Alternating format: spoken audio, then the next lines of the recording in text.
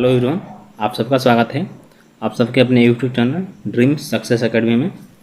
दोस्तों, आज हम बिहार स्पेशल सीरीज के तहत केवीसी नैनो प्रकाशन के बुक को कवर कर रहे हैं। बिहार के जितने भी एग्ज़ाम हैं जिसमें कि बिहार से क्वेश्चन आता है, यानी बिहार रिलेटेड क्वेश्चन आते हैं, उनके लिए वीडियो जो है काफ़ी यूजफुल होगा। इससे पहले आपको मैं बता दूं कि केवीसी नैनो बुक का जो है क्या किया है, पार्ट वन को कवर किया है, जिसमें कि हम लोग बिहार का इतिहास के तहत बिहार की ऐतिहासिक पृष्ठभूमि, वेद उपनिषद, वैदिक कालीन नदियाँ या उसका आधुनिक नाम को कवर कर लिया है। ठीक है, आज जो हम कवर करेंगे वह है हमारा बिहार में जो है मगध साम्राज्य का उद्भव। ठीक है, चलिए अब हम प्रश्न की तरफ बढ़ते हैं। बता दूं कि बिहार में जो है मगध साम्राज्य का उत्कर्ष जो है, मगध साम्राज्य का उत्कर्ष जो कि एक बहुत ही समृद्धशाली राज्य था भारत देश में। तो कंटिन्यू करेंगे। क्वेश्चन पहला है, कह रहा है क्या कि अथर्ववेद में, ठीक है, मगध एवं अंग का उल्लेख मिलता है, जबकि यजुर्वेद में सबसे पहले क्या विदेह राज्य का उल्लेख मिलता है। यहाँ पर विदेह का कहने का तात्पर्य हम वैशाली का जो क्षेत्र था उसे विदेह के नाम से जानते थे। मगध एवं अंग, ये जो तीन राज्य थे वो बिहार में पड़ते थे। ठीक है, चलिए आगे देखेंगे कि जो हर्यक वंश का वास्तविक संस्थापक जो था वो बिंबिसार था। यानी कि जो मगध साम्राज्य जो पहला जो वंश था जिसने शासन किया वो हर्यक वंश था, जिसके संस्थापक बिंबिसार थे। ठीक है, चलिए बिंबिसार जो है इसको हम श्रेणी के उपनाम से भी जानते हैं। ठीक है, अनुमानतः इसका जो राज्याभिषेक हुआ था वो 544 ईसा पूर्व में हुआ था। मगध राजवंश की जो राजधानी थी, मगध जो प्रारंभिक राजधानी थी वो गिरिव्रज थी। गिरिव्रज जो कि वर्तमान में राजगीर है। ठीक है, चलिए आगे देखेंगे हम। अगला क्वेश्चन है कि जीवक, इससे ध्यान से देखिएगा, जीवक जो था ये बिंबिसार के दरबार में जानने माने क्या थे, यह चिकित्सक थे। ठीक, चिकित्सक एवं बिंबिसार का यह राजवैद्य भी थी।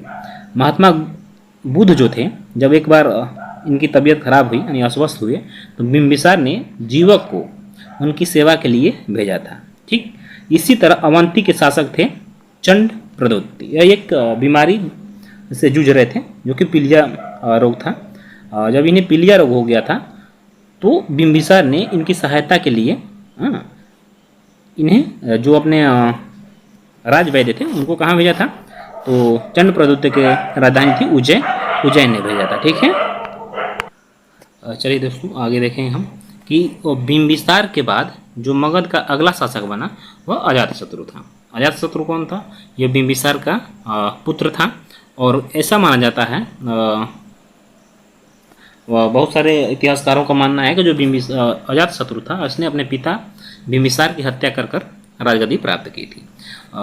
एक और क्वेश्चन है कि अजातशत्रु का जो उपनाम था वो कुणिक था। याद रखिएगा, आता है क्वेश्चन कि अजातशत्रु का जो है उपनाम क्या था, तो अजातशत्रु का जो उपनाम था वो कुणिक था। ठीक है, चलिए वो अपने पिता के समान ही क्या था, साम्राज्यवादी राजा था एक, क्या यानी कि अपने साम्राज्य का विस्तार करना चाहता था अधिक से अधिक मात्रा में।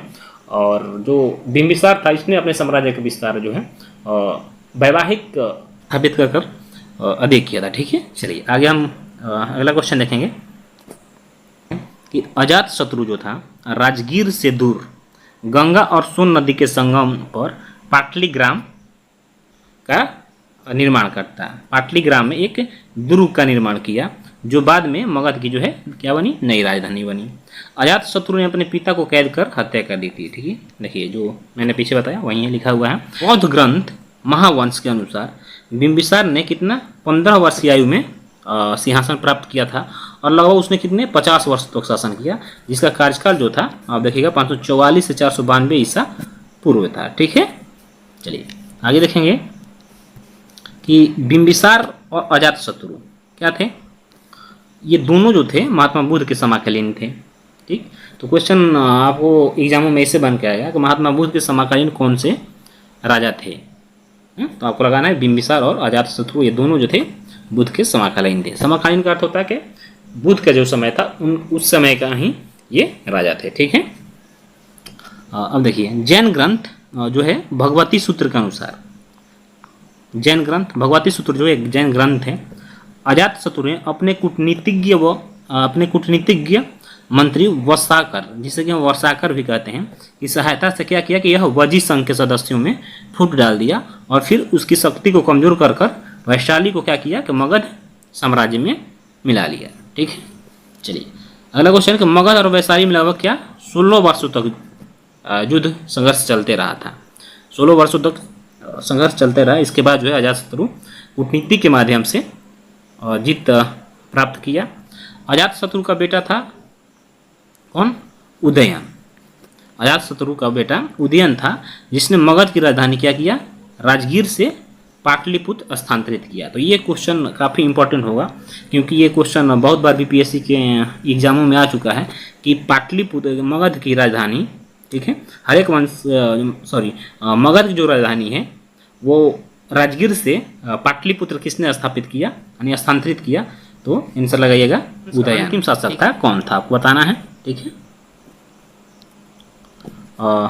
हर्यक वंश का अंतिम शासक नागदशक था। ठीक है। जिसकी हत्या कर कर शिशुनाग ने क्या किया?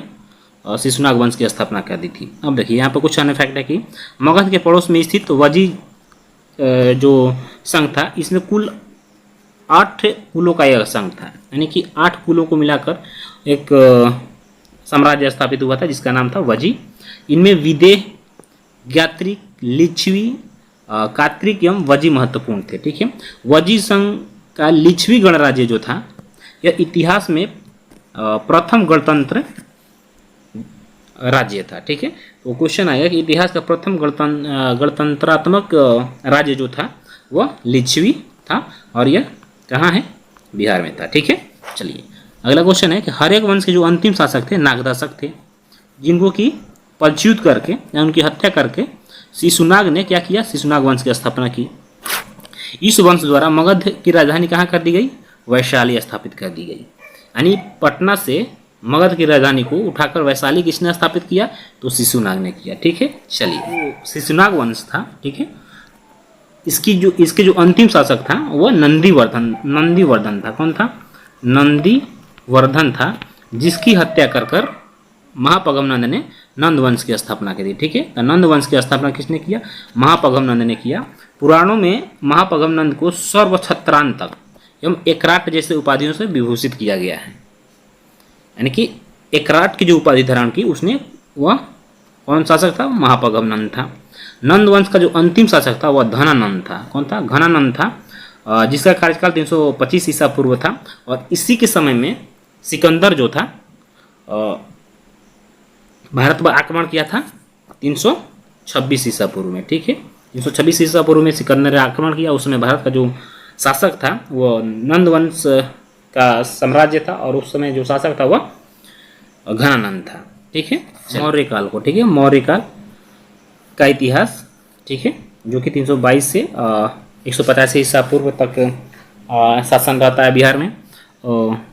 तो इससे पहले थोड़ा सा आपको बता दूं कि जो मौर्य वंश था यह नंद वंश के जगह पे स्थापित हुआ था। नंद वंश का जो अंतिम शासक था कौन था? घनानंद था, जो कि एक क्रूर शासक था और इसने क्या किया कि कौटिल्य, जो कि कौटिल्य जिसे कि हम विष्णुगुप्त के नाम से भी जानते हैं, जो कि अर्थशास्त्र के लेखक हैं, उससे अपमानित करके अपने दरबार से निकाल दिया था। इसके बाद कौटिल्य ने चंद्रगुप्त मौर्य को एक राजा के रूप में तैयार किया और फिर नंद वंश का अंत कर कर मौर्य वंश को स्थापित किया। ठीक है। चलिए आगे अब इसमें हम बढ़ेंगे। आगे क्वेश्चन है कि मौर्यों को ब्राह्मण जो है साहित्य में शूद्र बताया गया है।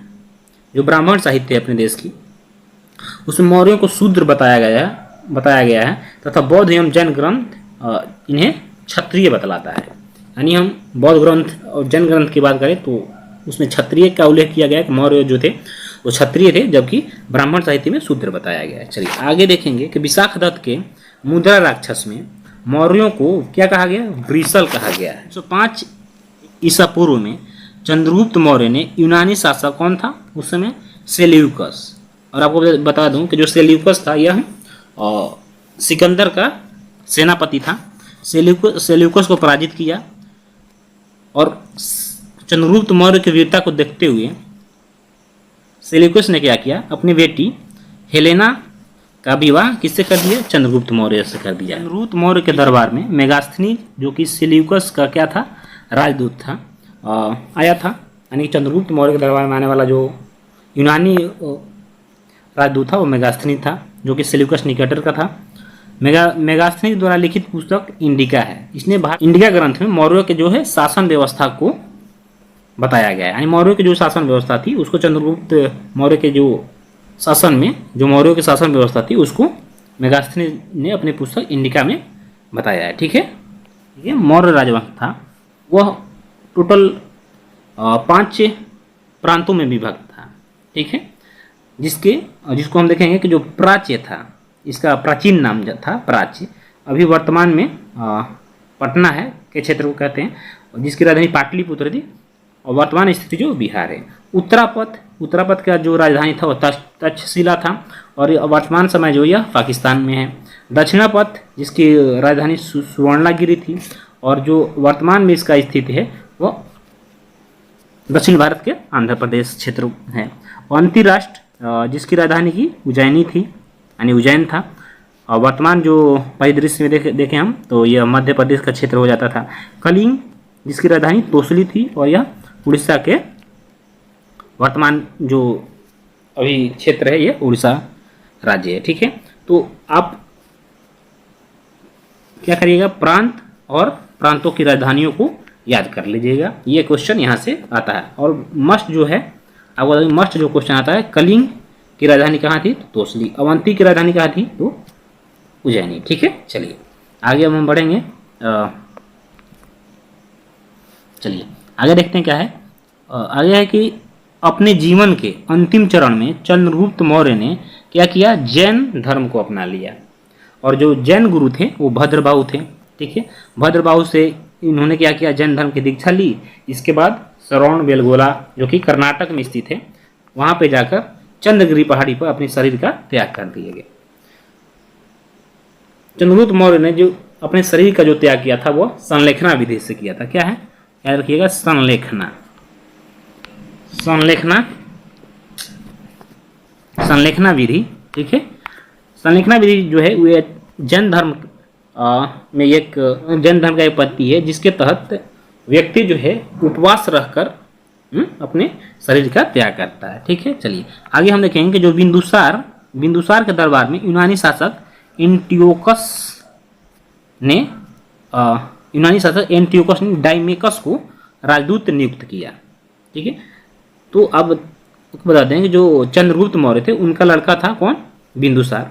और बिंदुसार के दरबार में यूनानी शासक था एंटियोकस, उसने अपना राजदूत डाइमेकस को भारत भेजा। दरबार में 9 रत्न थे।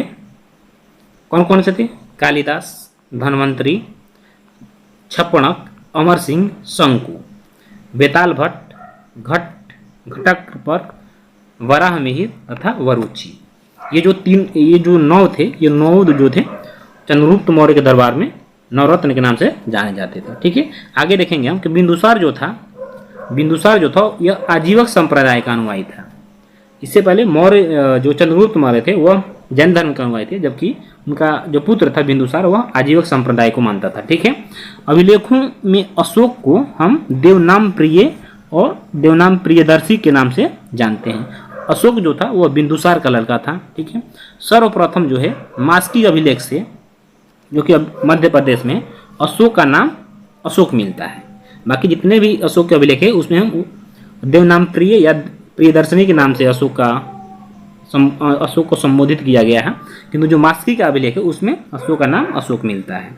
इसके अतिरिक्त गुर्जरा, उड़रगुलम में भी जो है अशोक का नाम अशोक मिला है। ठीक है, चलिए बिंदुसार की मृत्यु के बाद सन 269 ईसा पूर्व में अशोक जो है राजगद्दी पर बैठता है। अशोक जो था यह बौद्ध धर्म का अनुयायी था। ठीक है, अशोक जो थे यह बौद्ध धर्म का अनुयायी थे। इनको बौद्ध धर्म में लाने का जो श्रेय जाता है यह उपगुप्त को जाता है। किसको जाता है? उपगुप्त को जाता है। अशोक की जो माता थी उनका नाम सुभद्रांगी था और अपने राज्याभिषेक के 8 साल बाद यानी 261 ईस्वी में अशोक क्या किया? यह कलिंग पर आक्रमण करता है और कलिंग पे में काफ़ी भयानक नरसंहार होता और कलिंग को अपने साम्राज्य में मिला लेता है। किंतु इसके बाद अशोक का हृदय परिवर्तन होता है और वह युद्ध को त्याग देता है और बौद्ध धर्म को अपनाकर धर्म को प्रचार करने लगता है और एक सात्विक जीवन जीने लगता है। उसी क्रम में जो अशोक है वह अपने धर्म प्रचारकों को अन्य जगहों पर भेजता है, जिसमें कि आप देखिएगा ये धर्म प्रचारक और यह स्थान दिया गया है, ठीक है। जिसमें कि जो मझंतिक थे उनको कश्मीर कंधार भेजता है, मझिम को हिमालय के क्षेत्र में भेज देता है, सोन और उत्तरा जो थे उनको स्वर्ण भूमि को वर्तमान में हम क्या वर्मा यानी कि म्यांमार के नाम से जानते हैं, म्यांमार में भेजता है। रक्षित जो थे उनको उत्तरी कनारा भेजता है। धर्म रक्षित जो थे उनको पश्चिमी भारत में भेज देता है यानी कि महाराष्ट्र गुजरात की तरफ भेज देता है, ठीक है। आगे देखिएगा जो महारक्षित थे इनको एवं राष्ट्र में भेज देता है। महाधर्म रक्षित जो थे उनको महाराष्ट्र भेजता है। महादेव को मैसूर में भेजता है और अपने बेटा और बेटी, ये महेंद्र जो था यह अशोक का बेटा था और संघमित्रा जो थी यह बेटी थी, इनको कहाँ भेजता है? इनको श्रीलंका भेज देता है, ठीक है। चलिए आगे हम देखेंगे कि कलहण के द्वारा रचित राज तरंगिणी के अनुसार अशोक ने कश्मीर में बीतस्ता, जिसका वर्तमान नाम झेलम है, नदी के किनारे श्रीनगर नामक शहर की स्थापना की। यानी कि जो श्रीनगर शहर की स्थापना का जो श्रेय जाता है वो अशोक को जाता है। अशोक ने अपने अभिषेक के 8वें वर्ष क्या किया? कलिंग पर आक्रमण किया। अभिलेखों द्वारा प्रजा को संदेश देने के लिए 261 ईसा पूर्व में प्रेरणा अशोक को संभवतः ईरानी शासक डेरियस से मिली थी, ठीक है। यानी कि जो अभिलेखों द्वारा यह अपनी जनता को संदेश देता था उसकी प्रेरणा जो है ईरानी शासक था डेरियस, उससे अशोक को मिली थी, ठीक है। चलिए आगे बढ़ेंगे हम। चलिए दोस्तों अगला क्वेश्चन है कि अशोक ने राष्ट्रीय भाषा के रूप में पाली को एवं लिपि के रूप में ब्राह्मी को अपनाया था। अशोक का जो अभिलेख है वो ब्राह्मी, खरोष्टी, ग्रीक एवं आर्मेयिक लिपियों में मिलता है। यानी कि जो चारों लिपियों में अशोक के अभिलेख मिलते हैं, ठीक है। चलिए आगे देखेंगे कि मेगास्थनीज द्वारा वर्णित जातियाँ, मेगास्थनीज द्वारा जातियों का जो वर्णन किया गया था, यानी उस समय का जो मेगास्थनीज ने अपने पुस्तक इंडिका में जो भारतीय समाज को है कितने वर्गों में बांटा है? 7 वर्गों में बांटा है, ठीक है। 7 वर्गों में बांटा है, जिसमें कि ब्राह्मण एवं दार्शनिक पहला वर्ग होता है, दूसरा वर्ग कृषक होता है, तीसरा ग्वाल तथा आखेटक हो जाता है, चौथा वर्ग जो था यह व्यापारी तथा श्रमजीवी यानी कारीगर थे, 5वां वर्ग जो था ये योद्धा एवं सैनिक का था, 6ठा वर्ग जो था यह निरीक्षक का था, गुप्तचर का था, और जो 7वां वर्ग था यह मंत्री एवं परामर्शदाता यानी सभासद का था, ठीक है। चलिए इस तरह से मेगास्थनीज ने भारतीय समाज को 7 वर्गों में बांटा। ये क्वेश्चन आता है कि मेगास्थनीज के द्वारा भारतीय समाज को कितने भागों में बांटा गया, तो आंसर लिखिएगा 7 वर्गों में बांटा गया, ठीक है। चलिए आगे बढ़ते हैं। तो मौर्य के सौराष्ट्र प्रांत के प्रभारी पुष्यगुप्त ने, ठीक है, सुदर्शन झील का निर्माण कराया था, ठीक है। मौर्य काल में काशी, बंग, पुंड्रु, कलिंग या मालवा जो है सूती वस्त्र के लिए प्रसिद्ध जगह था। मौर्य काल में कारसापण यानी पण, जिसकी हम चांदी के सिक्का था उसे पण कहते थे और जो सोने के सिक्का था उसे स्वर्ण कहते थे, ठीक है। कांकड़ित जो है वो तांबे के सिक्के को कहा जाता था और यह प्रचलित था। मौर्य साम्राज्य का जो अंतिम सम्राट था वो बृहद्रथ था। मौर्य साम्राज्य जो अंतिम शासक था वो बृहद्रथ था, जो कि इतना ईसा पूर्व में 185 से 184 ईसा पूर्व में बृहद्रथ की हत्या किसने किया? तो इसका ही सेनापति पुष्यमित्र शुंग ने कर दी और इसके बाद मगध पे मौर्यों के बाद शुंग वंश की स्थापना होता है, ठीक है। चलिए आगे देखेंगे कि पाटलिपुत्र के जो दीदारगंज है वहाँ से प्राप्त होती है क्या? यक्षिणी की एक प्रतिमा प्राप्त होती है। क्या होती है? यक्षिणी की एक प्रतिमा प्राप्त होती है जो कि मौर्य काल से संबंधित है और यह मौर्य काल की एक उत्कृष्ट उदाहरण भी है, ठीक है। पटना के कुम्हरार से लकड़ी के बने मौर्यकालीन राज प्रसाद के साक्ष्य मिले हैं। यानी पटना में स्थित कुम्हरार है, यहाँ से लकड़ी के मौर्यकालीन राजभवन मिले हैं। अशोक का बेटा राजकुमार महेंद्र और पुत्री राजकुमारी संघमित्रा बौद्ध धर्म के प्रचार के उद्देश्य से श्रीलंका गई थी। ठीक है। मौर्य काल में जो समाहर्ता होता था वह राजस्व विभाग का प्रमुख होता था।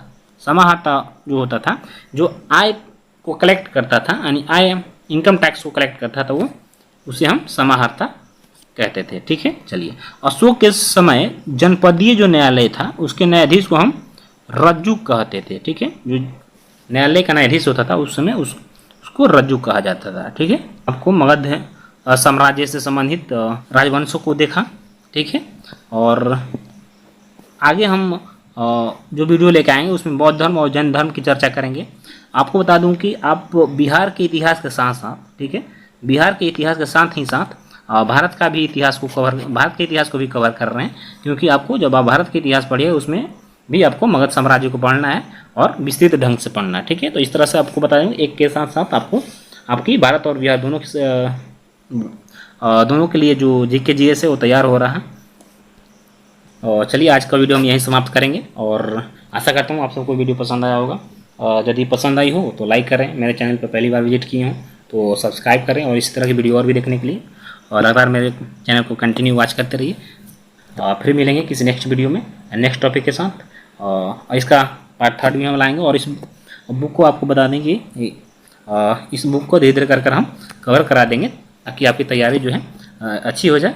जय हिंद, वंदे मातरम।